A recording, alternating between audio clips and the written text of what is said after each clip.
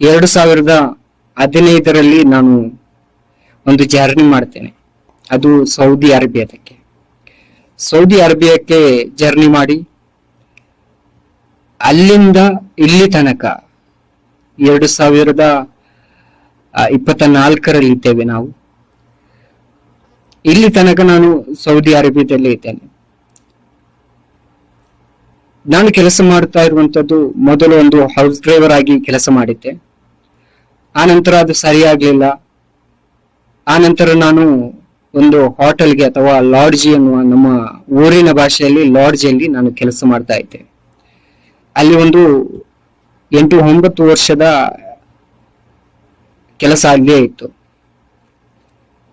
ಜೀವನ ಅನ್ನೋದು ಎಲ್ಲರಿಗೂ ಕಷ್ಟ ಬರುವಂತಹ, ಸುಖ ಕಷ್ಟ ಎಲ್ಲ ಇರುವಂತಹ, ತುಂಬಾ ಕಷ್ಟದಲ್ಲಿ ಜೀವನ ಮಾಡಿ ಒಳ್ಳೆಯ ರೀತಿಯಲ್ಲಿ ಸಂಪಾದನೆ ಮಾಡಿ